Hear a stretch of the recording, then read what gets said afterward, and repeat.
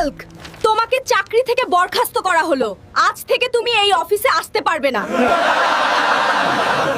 কিন্তু ম্যাম, আমি তো সব কাজ ঠিকভাবেই করেছি, তাও আমাকে চাকরি থেকে বের করে দিচ্ছেন কেন? আমি তোমার কোনো কথা শুনতে চাই না হাল্ক।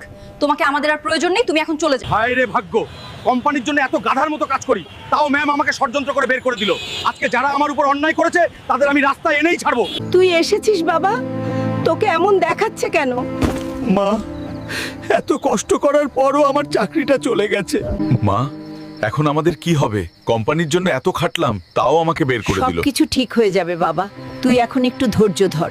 এই নে বাবা, আমার এই গয়নাগুলো বিক্রি করে তুই নতুন করে কোনো ব্যবসা শুরু কর। কিন্তু মা, এগুলা তো তোমার শেষ গয়না, এগুলো আমি নিতে পারবো না। তোর এগুলা নিয়ে চিন্তা করতে হবে না বাবা, এগুলোর উপর আমার কোনো টান নেই। কিন্তু তুই যদি কিছু করতে পারিস, সেটাই আমার সবচেয়ে বেশি খুশির কারণ হবে। মা আমার জন্য তার শেষ গয়নাগুলো বিক্রি করে দিল। শরীর ফাইটা যাক, কিন্তু মায়ের